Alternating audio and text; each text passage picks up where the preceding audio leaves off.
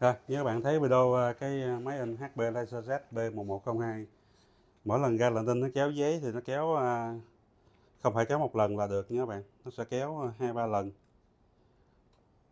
Thì thường khi mà cái động tác kéo giấy mà nó rất là khó khăn như vậy thì chúng ta sẽ kiểm tra cái bánh xe kéo giấy, hay còn gọi là quả đào kéo giấy nha các bạn.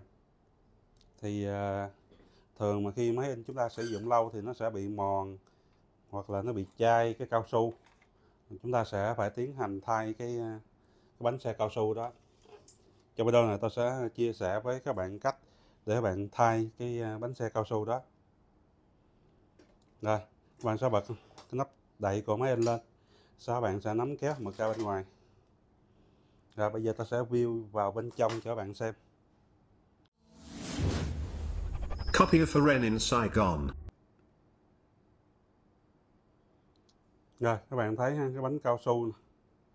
Rồi để tháo được cái bánh cao su này ra thì chúng ta sẽ tách ở hai bên hông của cái bánh cao su. Các bạn thấy phía trong này. Mình phải quay cái view này để các bạn tiện theo dõi nha. Các bạn sẽ lấy vít dẹp á, bật hai chốt hai bên hông này ra nè, rồi sau đó kéo này ra.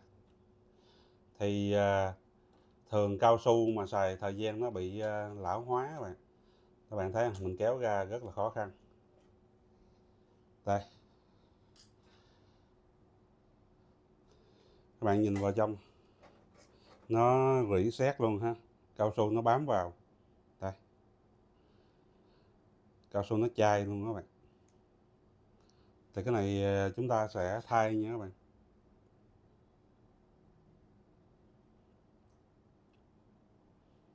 Mình sẽ thay bằng một cái bánh cao su mới.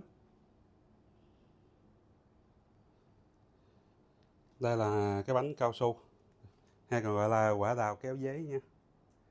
Thì bây giờ ta sẽ thay cái bánh này vào cho bên trong cái máy in.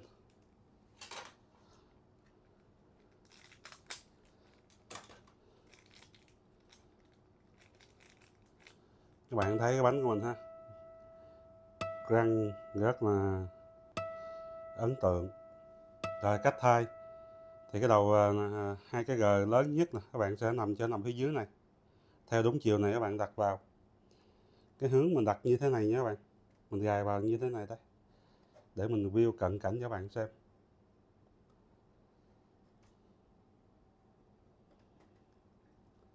Các bạn gài phía dưới vô trước, rồi sau đó mình đẩy vào,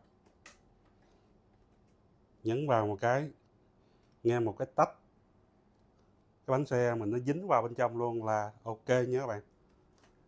Rồi bây giờ mình sẽ lắp hàm mực vào, và sau đó thì chúng ta sẽ tiến hành in test lại nha. Bạn sẽ kiểm tra lại xem là sau khi thay cái bánh xe thì cái chất lượng kéo giấy như thế nào. Thường là cái bánh mới thì các bạn thay vào, nhiều khi lúc mới gắn vào và nó kéo giấy hơi chưa được mượt, để các bạn có thể in vài lần nha. Xin lỗi, mình vô tình bấm ngay nút tắt nguồn.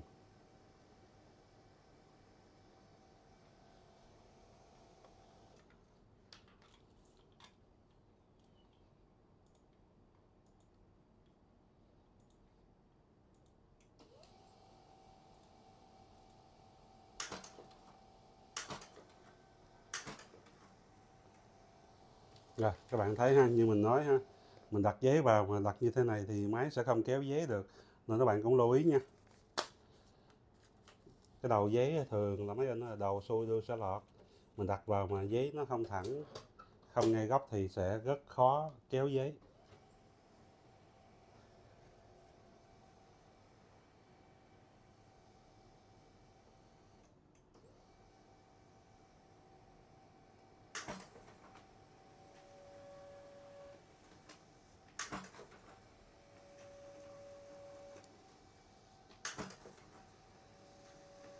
Rồi, như vậy chúng ta đã thành công trong cái việc là thay cái bánh xe kéo giấy nha các bạn. Cảm ơn các bạn đã theo dõi video. Nếu bạn thấy video hay hữu ích, tặng cho một like, share, subscribe và bật chuông nha. Còn bây giờ xin chào và xin hẹn gặp lại trong những video tiếp theo. Các bạn có nhu cầu sửa máy in, nạp mực in hay là cần hỗ trợ gì có thể liên hệ 090 3968 225. Cảm ơn mọi người rất nhiều. Xin chào.